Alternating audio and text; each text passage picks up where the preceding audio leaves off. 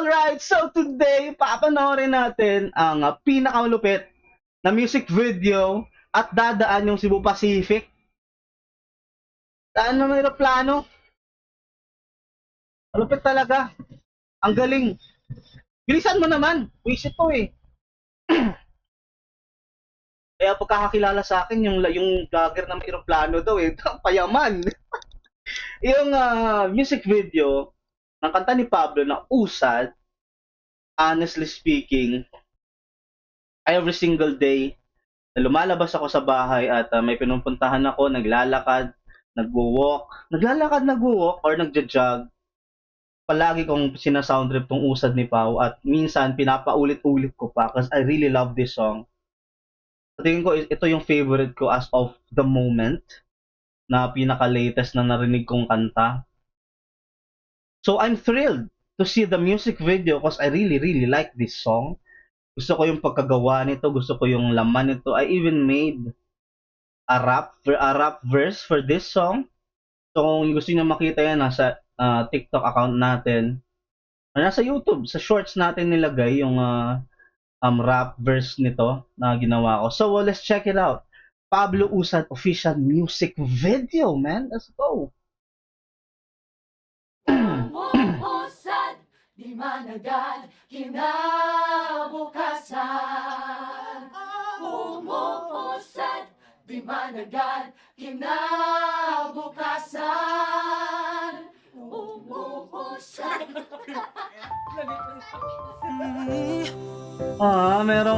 Merong behind the scene.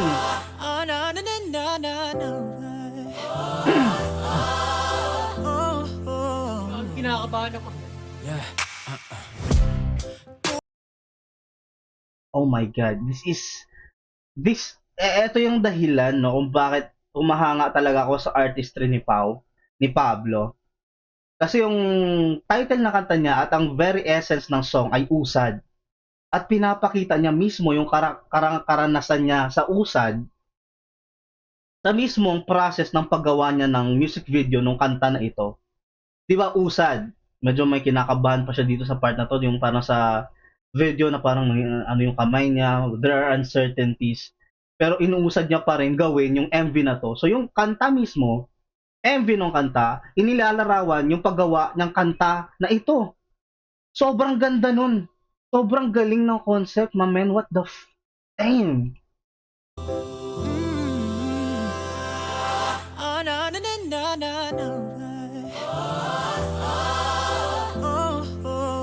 Kinakabahan ako.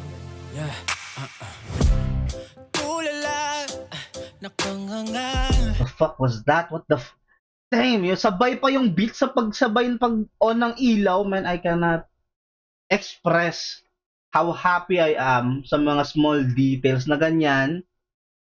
Kasi hindi naman yan parang nagkataon lang eh. It is planned.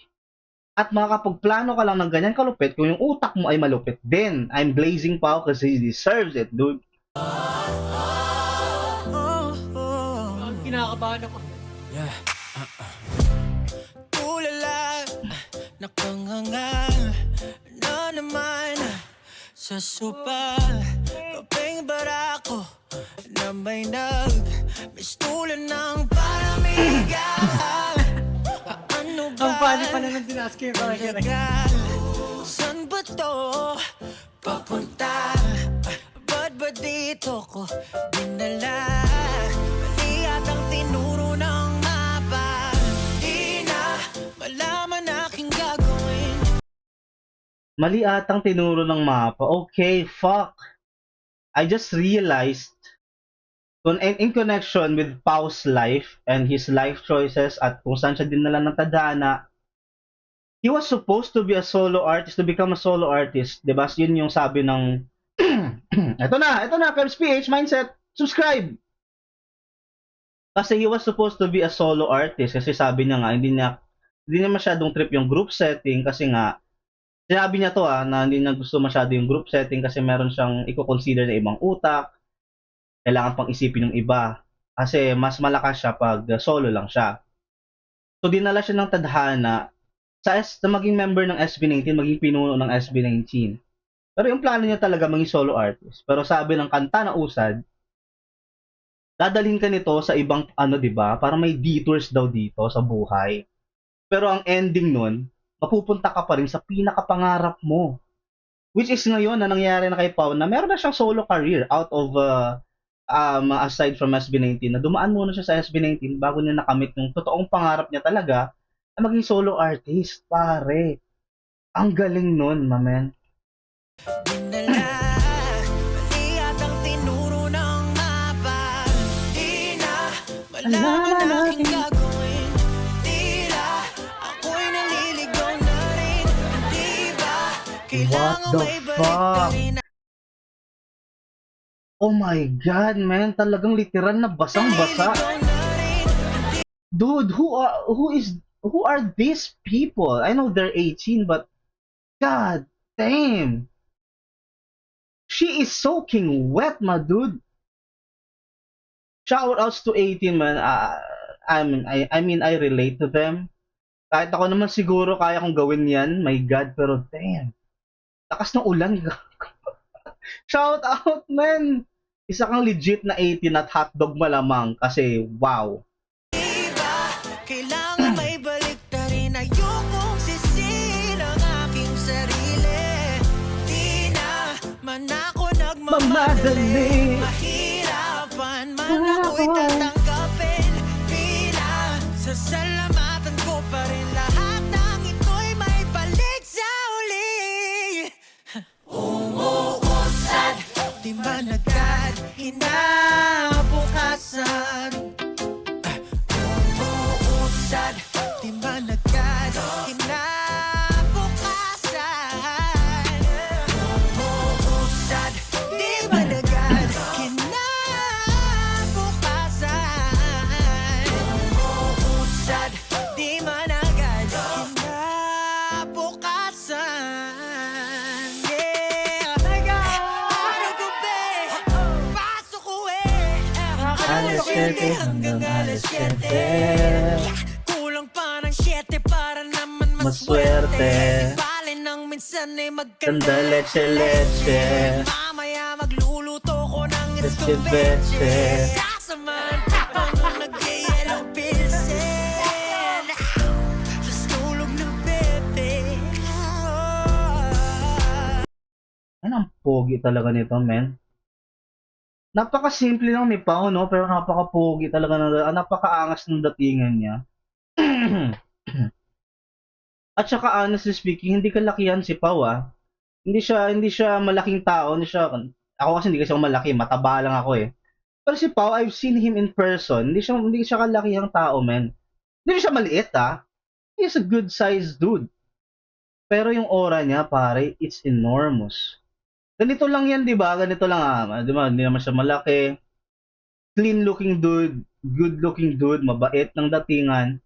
Pero katabi mo siya, pare, ang aura nito, grabe. Ang laki ng aura, man. What the fuck? Di na malaman aking Saka malaki yung utak. Genius nga eh.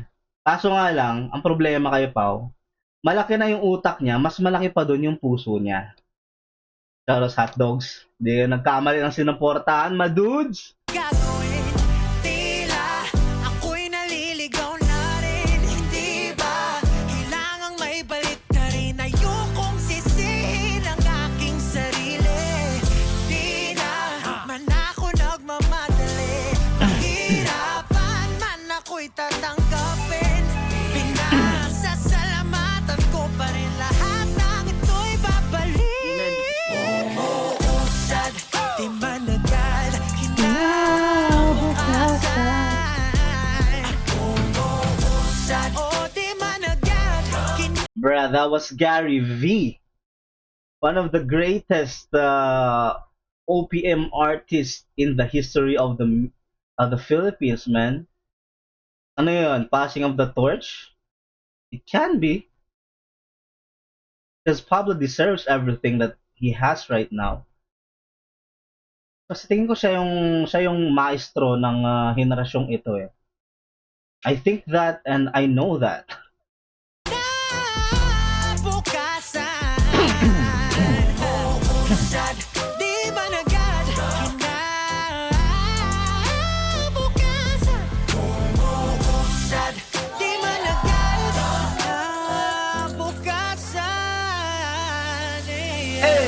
Bawat hakbang ay may halaga. Akala mo lang na palayo ka sa tinakda mong destino na ngayon ay di mo na Matanaw. alam kung doon dito papunta. Kaya wala Bruh. kakaba-kaba. Ako na to, diba? Ikaw na yung Pao. Usad, di Managad kinabukasan. Umuusad, o di managad kinabukasan. Umuusad, di managad kinabukasan. Wow. Usad, di managad kinabukasan.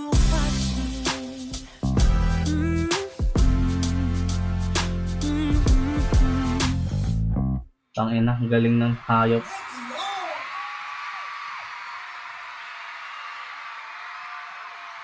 Kasi ito yung last part ng MV. Pasasalamat yun, ang haba.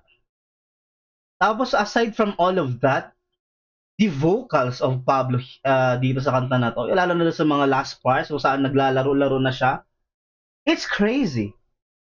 Yung mga falsetto, yung mga riffs and runs niya doon, God damn, he is a complete package, dude. Lahat ng genre kayang i-penetrate ng tao na to. You've seen him sing and dance at the same time. What can he not do? Diba? What can't he do? He can do anything. Kapag gusto ni Pao, makukuha ni Pao. Kasi nga, siya na to, diba? Damn bars, no?